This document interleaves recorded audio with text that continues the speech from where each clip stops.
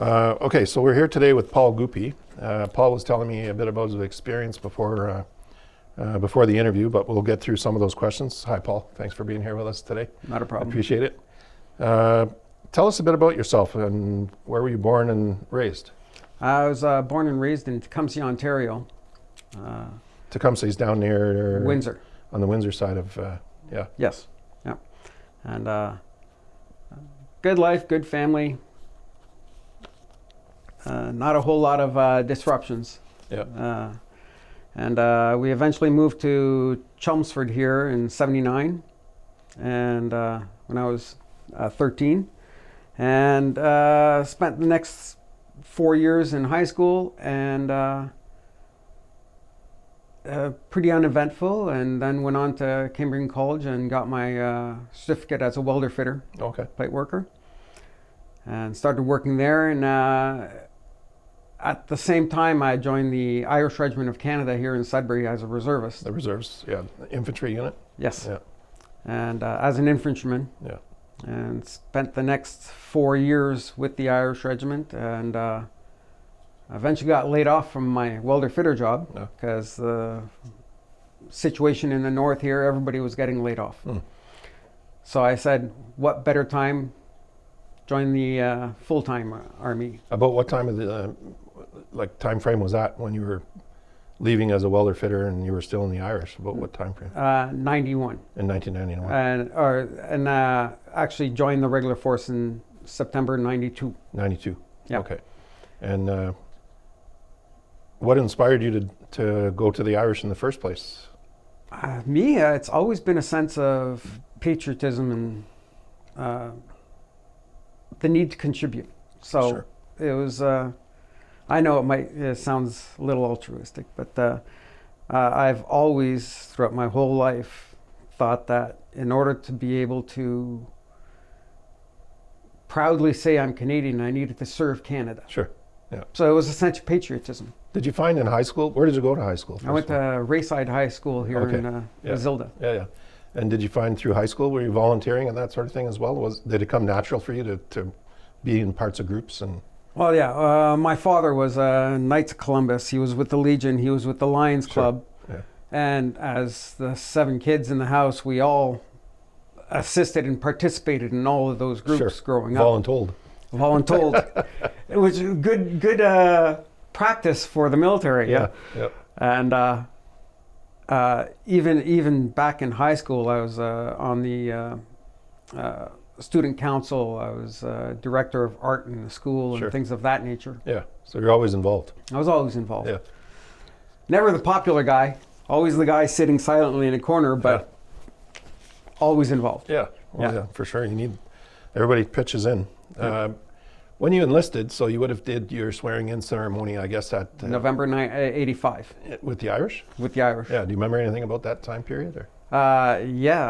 So it was November 11th actually that I went into the recruiting center and signed all the paperwork and was sworn in. Oh, Very odd thing, I know. yeah. But it was in January that we started our basic training Okay. with the Irish Regiment. Yeah. And what stood out at the time was I kind of felt out of place because a lot of the other guys weren't joining for the same reasons. It was a job or it was various reasons. Sure. So I always felt a little out of place. And I always thought there was a lot of innocence in their reasoning because I had thought this through thoroughly Sure. before joining. And I did a lot of the reading. I educated myself before getting in. Mm-hmm. And so I accelerated quickly Yeah. in the Irish Regiment. I was promoted to corporal in a year minus 4 days from the date I signed Okay. my paperwork, or I started my basic training. And inside of a year after that, I was a section commander and leading my section. Sure. Spending some time in Burwash, I suspect. Lots of time in Burwash, Maybe Petawarra, and Borden. Meaford, Yep. maybe, yeah. Yeah, and Meaford. Yeah. Yep. So after 4 years with the Irish, you took a turn in your career. Can you tell us a bit about how that all happened? And Well, I told you before our interview that I had broke my knees. Okay. That was while you were with as the a infantry? welder fitter. Oh. I dropped a ton of steel on my knees. It Oh. didn't feel good. It hurt. Yeah, no good. But I spent 11 months in a full leg brace and did some I didn't remuster. I did some training as a finance clerk to fill in the time. Sure. And in July of '92, I was sent on my ISCC, Which is? Infantry Section Commander's course. Okay. And I passed the first 12 weeks without a glitch. And then I was medicaled out a day before we were going to the field. So essentially I did the junior leaders course, part of the training without the field. Okay. And I was thinking, I think my infantry career is kind of over because of my knees. Yeah. And so I said, probably a good time to, and I wasn't working as a welder anymore because I just got laid off. And so I said, time to make this serious. So I went to the recruiting center, did all the testing as per norm, and transferred to the Navy as a marine engineer. Marine engineer. Good trade, by the way. The best trade there is. Yeah. It's a good trade. Yeah. So I had to do Cornwallis all over again. But I didn't mind because I knew I'd fly through that. Sure. You had some background and experience in Yeah. that. Yeah. And coincidentally, it was funny because one of the master corporals on my basic at Cornwallis was one of the master corporals who had just completed my ISCC. Oh, okay. With. So yeah, I wanted to come back to that. So you mentioned that portion just for our audience. So the junior leadership course is, I think, what you were referring to. Yes. And that portion is that's sort of the after basic training. Even basic training is a form of leadership training. You got to learn how to follow before you can lead. Right. The junior leaders course. What sorts of things do you remember about learning how to be a brand new sort of junior leader? What were you doing on that course too? Well, it's the junior leaders course is the prerequisite for being promoted to master corporal. Sure. And what I remember about that was the long days and long nights. The continuous stress that you were under. Yeah. That course, we started off with 62 people on the course, and 2 people graduated. Oh. I wasn't one of them because I was medicaled out. Yeah.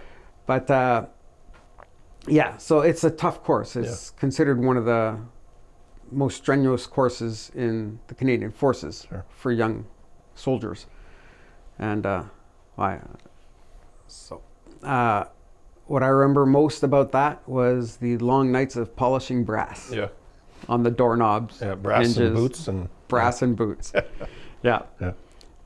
And in the end, my section of 8 when we started was me and another young fella. Yeah.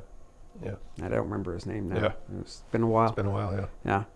Yeah. But I remember how it got considerably more stressful every day. Sure. Because the workload never decreased, even though your personnel decreased. Yeah. So. And usually the time frames got shorter as well. That's right. I remember that. That's right. And this will come later in the story, but one of my favorite people in the world was my sergeant on my junior leaders or my ISCC course. Sure. Was Paul Mansbridge. Okay. And that name I'll never forget. Yeah. Because later on he comes back into my life through a posting to Wainwright, Alberta later. While you're still with the Irish, or? Nope. This was later on after my transfer from the Navy back to the Army. Okay. So a dozen years later, or 10 years later. I made a note of that, so we'll come back for sure. Yeah. So after your time with the Irish, you got through the, what I knew as the junior leader course. Yeah.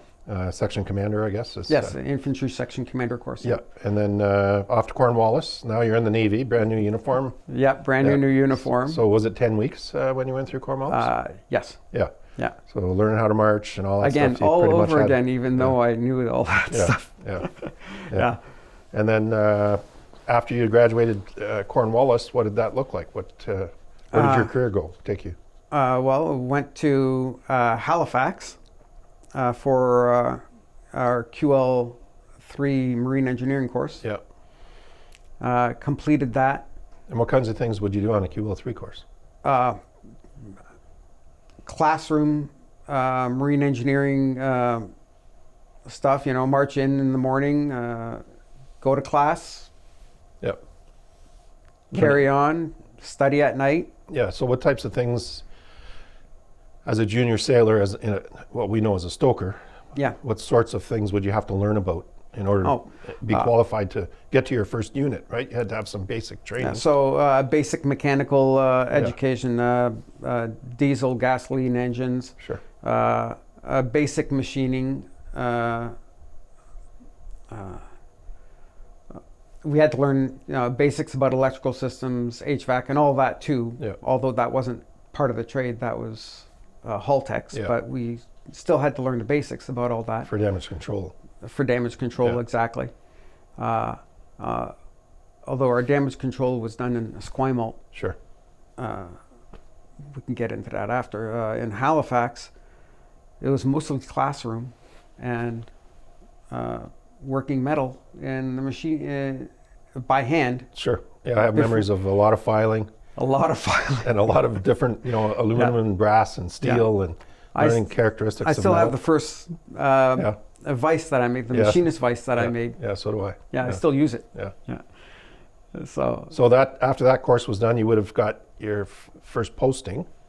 Which unit did you go to after your QL3 course? Pat platoon in Esquimalt. Oh, okay. So Yeah. they shipped you out west. Shipped me out west to Esquimalt. Yeah. And there I went to, my Pat platoon assignment was the diving unit Pacific. Oh, okay. With the bubble heads. But I loved it there. It was great. Yeah. We got to learn all the equipment and all that stuff. We didn't do any diving, Yeah. but we got to maintain all their equipment and stuff Sure. like that. We did PT with them, played soccer with them. Yeah. We were integrated Sure. into that unit Yeah. while we were there. And I loved it. About what year was that, Paul? Do you remember? That was 93. 93. So you're getting pretty close to your first unit. Yes. Yeah. So after you're at the diving unit, I guess you got a posting message from there? Or? Yeah.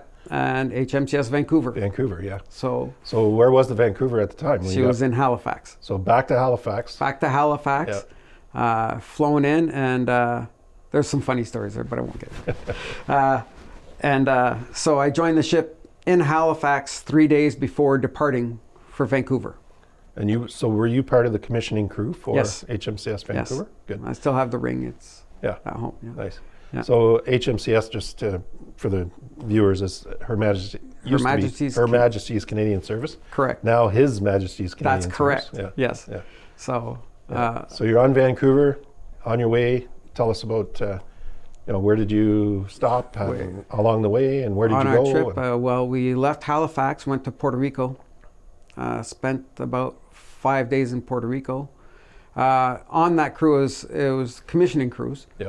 And we still had a lot of the techs from a lot of the different suppliers, Civilian organizations. civilian organizations on board.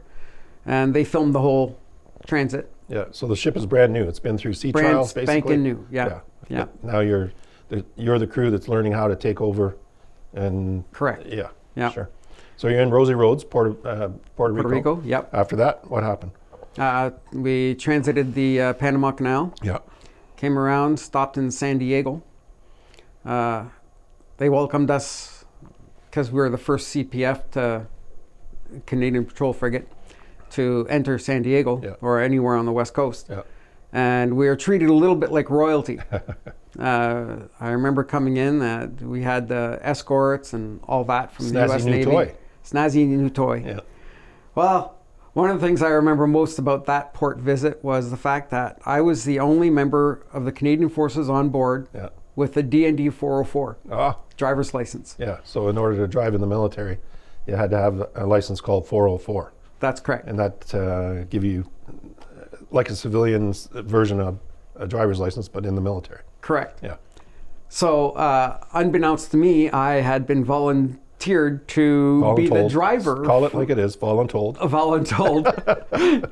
I was now the ship's driver, so Yeah. the U.S. Navy provided us a van, Yeah. and all of a sudden, and I was a little upset about it because instead of being able to go out and explore San Diego, Yeah. I had to drive everybody Sure. everywhere they needed to go. So you were for folks that are in the viewing, so generally in a foreign port, we have the availability of a van or two, multi-passenger vehicle. Right. And sometimes they'll hire a driver or someone from the ship's company will volunteer, Yeah. as Paul explained. And so these folks are kind of a fancy taxi for Correct. Yeah. making a run downtown to pick up, drop off the sober sailors and pick up the, maybe inebriated sailors after. Yeah. Well, that's essentially the role. Yeah. And got in a little trouble that trip because I had dropped off a bunch of sailors in Tijuana, Of course. and I knew I had 4 to 5 hours before going to pick them up again. Yeah. And nobody else had called because I had my phone. Yeah. And so I had loaded my golf clubs into the back of the van. Yeah. And I went to play 9 holes of golf near the border on the U.S. side. And apparently there was no signal there Oh. because apparently a whole bunch of people tried to call for a ride. And so when I finally went and picked them up and got back to the ship, I was taken aside and given the riot act Yeah. as to staying available. Yeah. Out of service. Yeah. Yep. So Lesson learned. Lesson learned. Yeah. But I got to play my 9 holes of golf. Oh, good for you. Yeah. Yeah. And then after that, they took us. The U.S. Navy sponsored us for a Patriots and Padres game. So we all went. So Padres is baseball. Yeah. Patriots is Baseball. Football. Oh no, it's not Patriots. Pirates. Pirates. Okay. So Yes.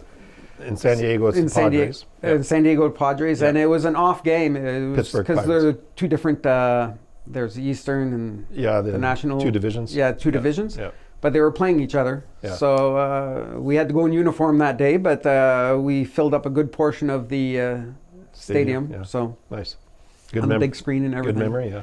Yeah, tailgate party, the whole 9 yards. It was Yeah. good. Good. Yeah. So after San Diego, Vancouver, straight to Vancouver. straight to Vancouver. Sure. The namesake port. Yeah. Oh, sorry. Straight to Esquimalt first. Okay. Did a few days in Esquimalt, then we sailed to Vancouver for the commissioning ceremony. Sure. Yeah. Because that's where it took place. So. Yeah. Yeah. That was a big day for everybody. Canada Place Yeah. in Vancouver. Downtown there. Yeah. Yeah. Made a lot of friends, got to know Vancouver. Found out that on board HMCS Vancouver, we were 10 people from Tecumseh, Ontario. Oh, really? And one of them was my direct supervisor. Yeah. And we grew up with him. He went to high school with my brothers and stuff like that. But Yeah. it turns out we were third cousins. Huh. So it was a good time. Yeah. Yeah. Right on. Yeah. So you mentioned Paul Mangebritz, but any other friendships or mentors that come to mind through your experience? There was Tuzanan, Master Seaman Tuzanan, Oh, yeah. who was my Jimmy. third cousin. Jimmy. Jimmy. Yeah. Yeah. He's my cousin. Yeah. Yeah. So him, I'm trying to remember, Nicholson, the captain of our first captain of the ship. Like the 3-ringer? Yeah. Oh, geez. I don't even remember that. I believe it was Nicholson or something to that effect. And we got along really well. And me just as an ordinary seaman. Yeah. Which is equivalent to a private. Which is equivalent to a private. Private in the Army. Yeah. In Air Force. Yeah. Yeah. And they don't call it that anymore. They've changed the name. So seaman is out, and now it's sailor. Oh. So en français, they always said maître de première matelot. classe. Matelot. So now they call, it's the same, but in the English. Okay. Yeah, they just transferred, so the French had it right. Yes. Yeah. Ben now oui, certainement. Yeah, and now they've Englished it, you know. So Okay, now that's good. That's so good. my son just joined as a MarTech. They don't call it a marine engineer anymore. Right. And he's in the DC school today. Like he's Oh, cool. starting the barbecue Cool. and the fish tank there. Nice. Anyways, yeah. So he just joined, and So it brings back a lot of memories when I talk Yeah. to him about, he's in Esquimalt. So Right. anyways, yeah, it's pretty neat. So his rank, they don't call Metro. him ordinary seaman Yeah, it's- anymore, and leading seaman and able seaman. Sailor. Yeah, now it's ordinary sailor, able sailor. That sounds like it was a good decision. Yeah, I think so. Yeah. I'm torn because of the tradition of Yeah. where that came from. Yes. It's just in modern day, the Yeah. connotations are. Yeah. There's So- a lot of jokes. Yeah, for sure. Yeah. So tell us a bit more about deployment. So you were in Vancouver then. Yeah. Wrapped things up, I assume, got back to Esquimalt, some Yes. sort of formal family kind of, your time on your own. Yeah. And then after that, that was about 94 time frame or so? Yeah, it was 93. 93, okay. Commissioning was 93. And then deployments after that, do you remember? Rim pack. So region of the Pacific, that's a multinational yeah. exercise that still occurs to this day. Yes. It used to be every second year. I don't know if it still is or not, but Yes. at any rate, so tell us about a rim pack. What did that involve? Oh, that's, like you said, multinational exercises. And the first one, I believe, that we were escort with the USS, it was the Enterprise, before she was decommissioned. Aircraft carrier, U.S. aircraft carrier Enterprise. Yeah. And some of the interesting things that happened there were the crew exchanges. Sure. I didn't go to them, but I remember the 7 U.S. Navy crew members coming onto a Canadian ship for the first time. Yeah. And not understanding that we were allowed to have a beer at night. So tell us about that. We had Pepsi and a Coke machine that had been converted into a Molson Labatt machine. Yeah. So it served cans of beer instead Served cans of 50 cents a beer. And I remember the young Americans not understanding Canadian beer versus American light beers. Oh, yeah. And The alcohol content. yes. Yeah. And it was an understood plan that we would get these young Americans intoxicated beyond recognition, at least the first night. Yeah. And it was a lot of fun. We got along with them well, and it was tough for them the next couple days because of the hangover. But we managed to give them a good tour and a good exchange on board our ship. Because there's nothing like being hungover in a Sea State 5 or more. Correct. Oh, Correct. I remember it well. Yeah. Yeah. So that was a rim pack. So typically you go to 93, Pearl Harbor. Pearl Harbor. And then do some exercises off the island. They had a shooting range there and that sort of thing. And Do you remember practicing shooting? You must have shot the, like this. the missiles, the so gun, sea sparrows and the the harpoons. sea sparrows.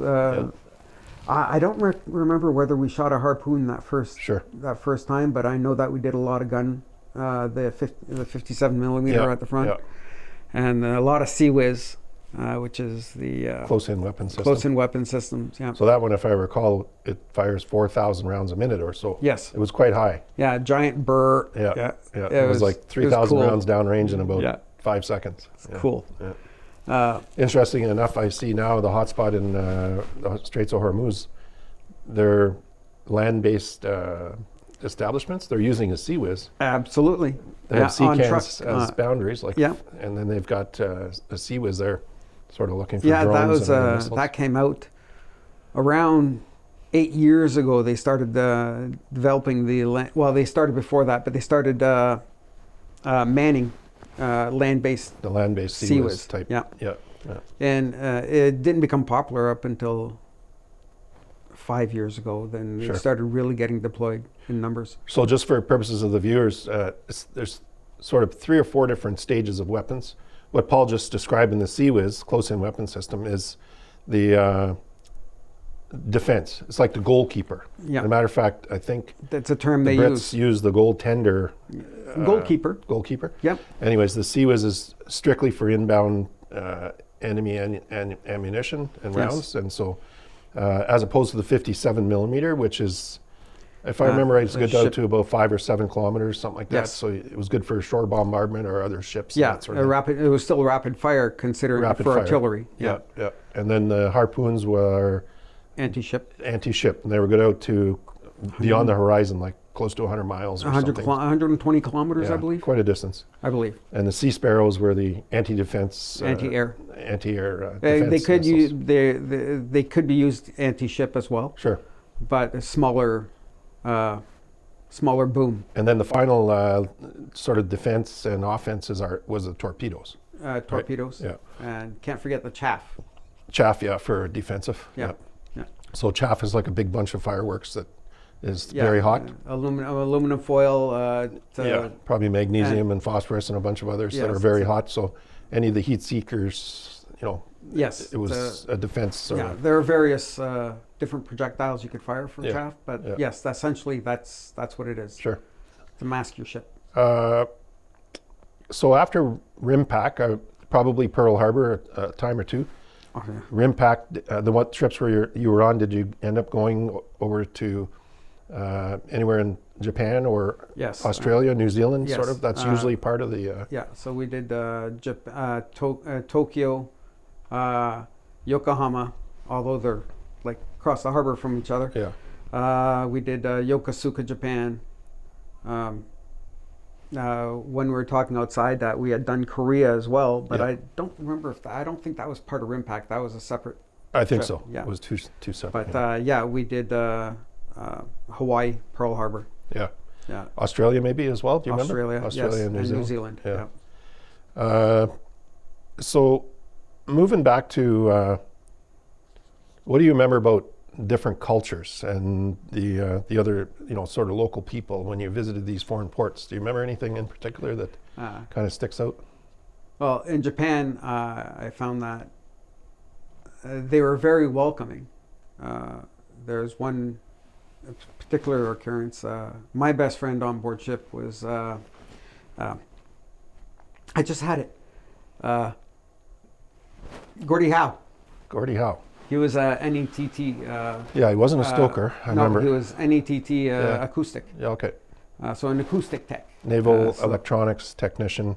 Acoustic. So anti-submarine tech. Yeah. He was my best friend on board ship. And a lot of jokes made about his name. Yeah, no doubt. Gordie Howe. Yeah. But we went into Japan and we were trying to exchange the American $100 that we got for some yen. And business, and we were on this bridge in Tokyo, and we were just asking people, do you speak English? Do you speak English?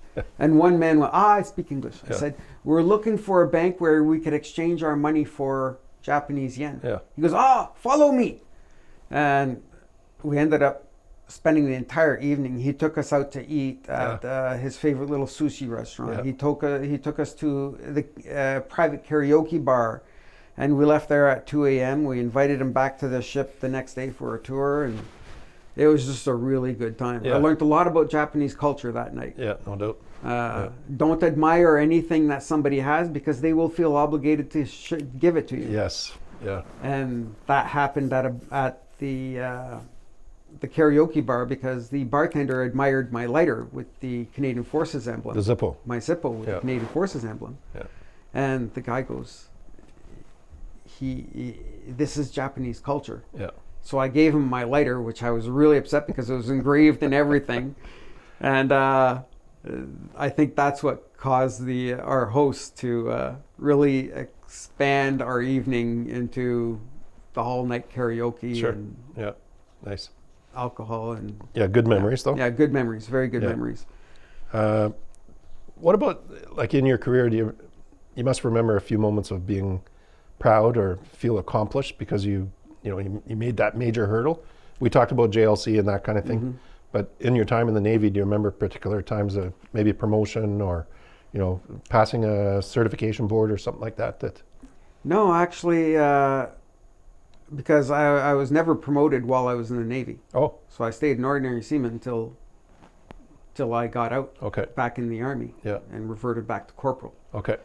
But the proud moments I felt were when I would discover the problems on board ship. I don't know if you recall the moment one of our generators blew up. Well, that happened often. blew up. Yeah. Okay. Destroyed the generator. Yeah. I was the one who discovered the problem, and tried to rectify it before it actually blew up. It Yeah. blew up while I was on the phone to the machinery control room. Were you in the forward AMR or the after AMR? Forward. Forward AMR. Yeah. It was And number one generator. Was it the generator or the engine? The engine. Because typically the engines engine. that was the engine. sort of Achilles heel, right? Yeah.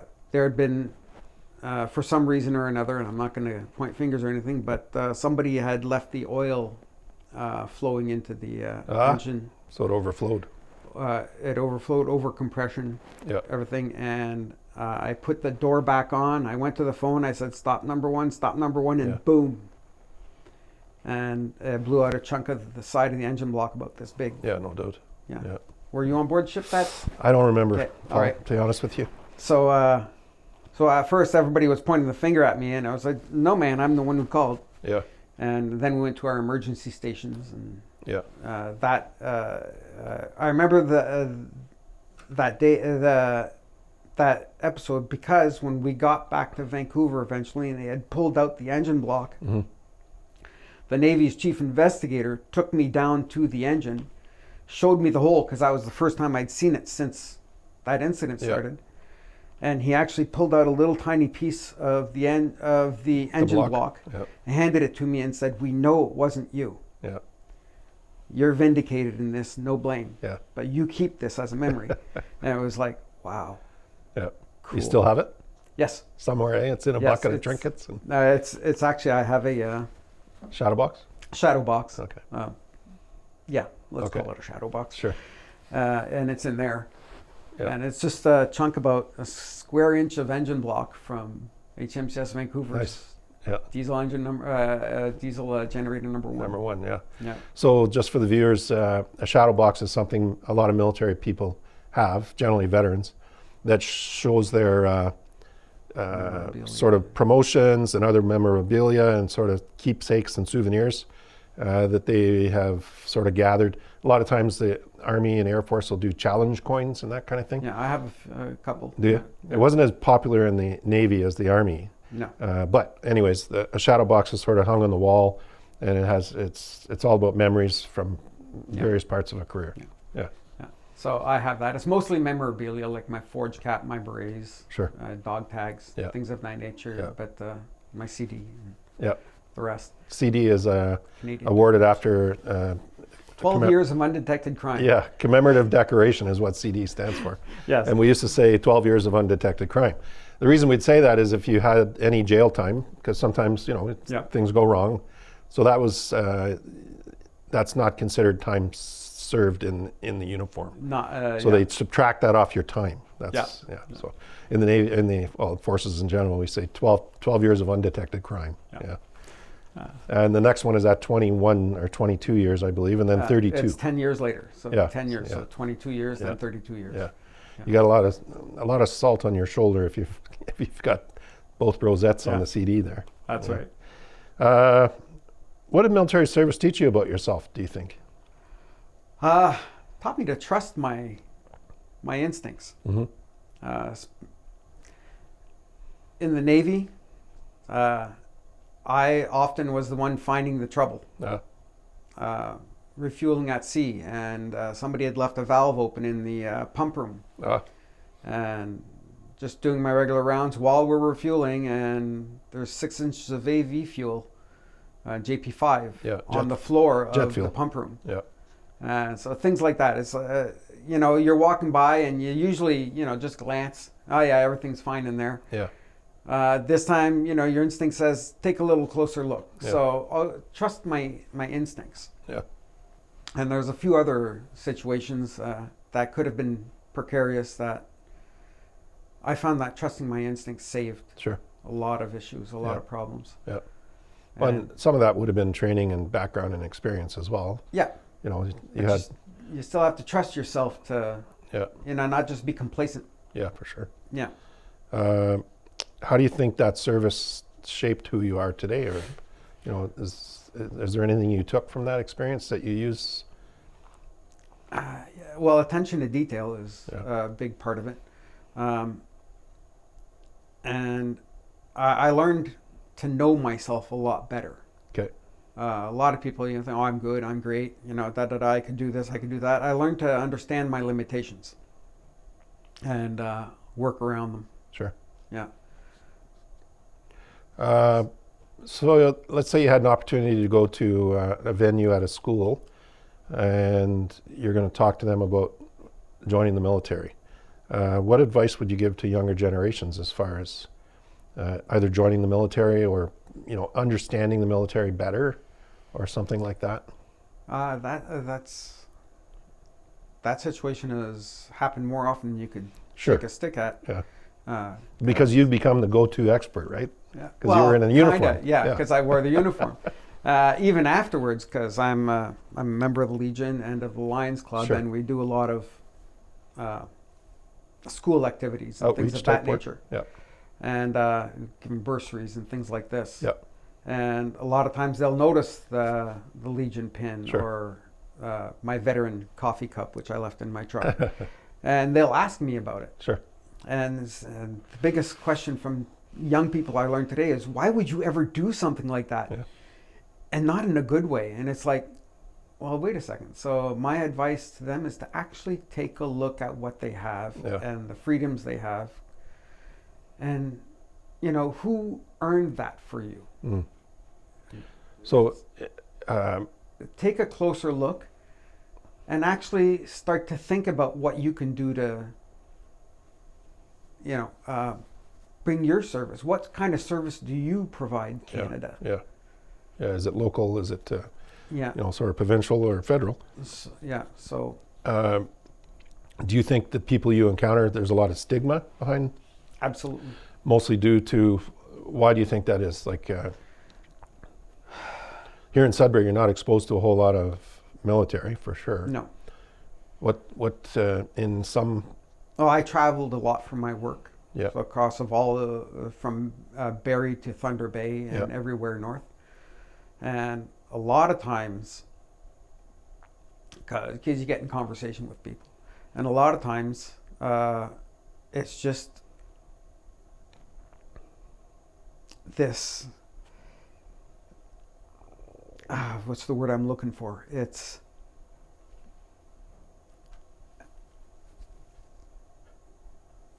a pacifism, but it's an overt, almost insulting pacifism. Like And opposition almost? opposition. Yeah. And it's like, well, do you know anybody who served in the forces? Sure. My grandfather did, or Yeah. my great uncle did, but Yeah. they don't know anybody local. And all they hear is from the media how Sure. always about the bad things that happen. And they watch a movie or something and they Exactly. become an expert. And I cringe. Yeah. And what can you say to people that are already convinced of their stereotypes? Yeah. I just don't know. So I don't know. So you had a bit of a rough ride a few times, Paul. If you had to do it all over again, would you? Yeah, I'd make different decisions, Sure. but yes, I would do it. Yeah. Yeah, absolutely. Because I'm still a patriot. Yeah. And even with the medical conditions that I've had, Yeah. I'd still say yes. Sure. I'd still go. Yeah. Yeah. So after service, what was the transition like when you decided, or maybe somebody made the decision for you because of injuries? Yeah. What was that transition like? And tell us about, you're leaving the uniform behind, and now you're moving into a brand new world that you haven't seen in probably, how long did you serve for? 17 years, So reserve and reg force combined. So 17, almost 20 years, right? Now Yeah. you're in a totally different uniform, just Yeah. civilian Yeah. clothes. Tell us a bit about that transition. Well, I went from uniform to public service. Okay. I had about 2 months off between them, and then I started with Canadian International Development Agency. And what were they responsible for? Or what did you do? I was the administrative assistant to the director of security Okay. for Yeah. the department. And was that here in Sudbury? No, that was in Ottawa. In Ottawa? Yeah, I retired after I left Victoria. I went to Wainwright, Alberta, where I spent the next 3 years Okay. as the 2IC of ammunition for the battle school, Princess Okay. Patricia's Canadian Light Infantry Battle School, Sure. where I spent 2 years, 10 months. Yeah. And from there, I was posted to back to the Irish for 6 months, and then to Ottawa at 33 Canadian Brigade Group headquarters and 2 intelligence platoon. And that's when you started to transition into civilian? I spent 8 years there. Okay. Or, sorry, 5 years there, because I spent 3 in Wainwright. Yeah. I spent 5 years in Ottawa at the headquarters, at which point I thought I was going to carry on, and I received a letter from Chief Medical Officer, Canadian Armed Forces, and I was being released. Ah, surprise. Surprise! So after 17 years, and it was like, but I only have 3 years technically to go. Finish the contract, yeah. Yeah. Because then it was a 20-year contract, and you're eligible for a pension, right? Yeah. Yeah. And it didn't happen. Sure. Now, in my head, I was forgetting that the first 5 years of that was reserve force, which is only counted as quarter time. Yeah. But regardless, I never thought about the possibility of being released from the Canadian Forces. I wanted my career in the Canadian Forces. Yeah, sure. And so that was very disappointing. But they did help me find a position within the federal government. Sure. Which I was surprised, but it worked. So yeah. I went there, and I spent the next, 2003 to next 10 years, no, 8 years at CETA. Then I transferred to Foreign Affairs when CETA was amalgamated to Foreign Affairs. Okay. As a senior security officer. Okay. So I was the coordinator, security and contract management. Okay. And the head of personnel security. And that was still in Ottawa? That was still all in Ottawa, yeah. Yeah. And how long did you do that role for? Retired in 2019, so okay. For another 7 years. Sure.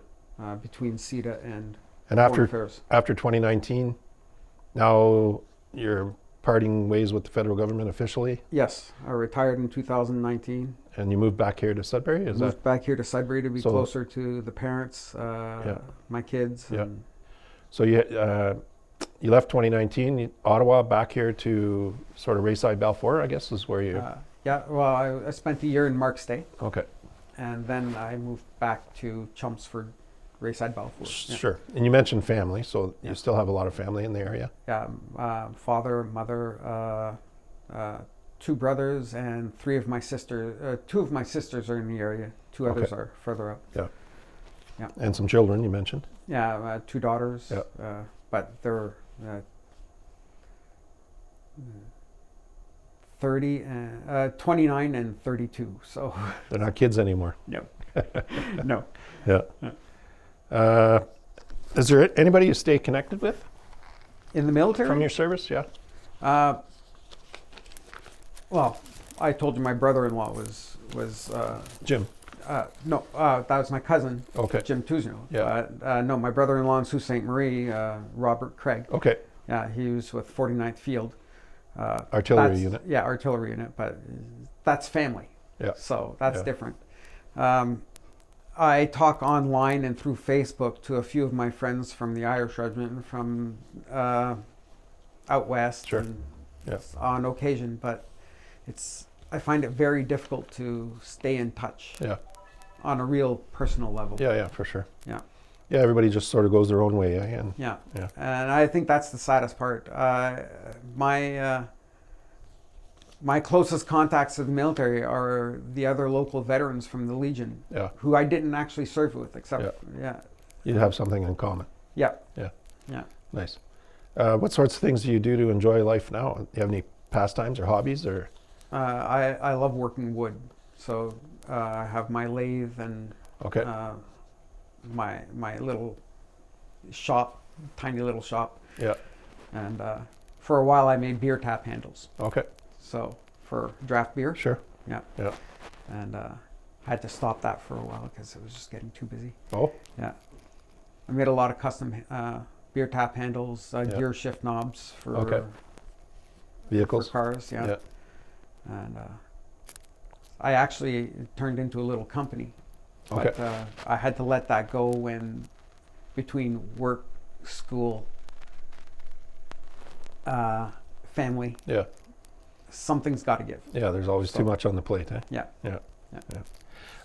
Just before we conclude, I did write down a gentleman's name, Paul Mansbridge, and we didn't really get back to that. That was in Wainwright. Okay, do you want to tell us a bit about Yeah, Paul? I was posted from 11 Victoria Medical Company, the reserve medical company in Victoria, to Wainwright. It was supposed to be a temporary 3-month posting. Yeah.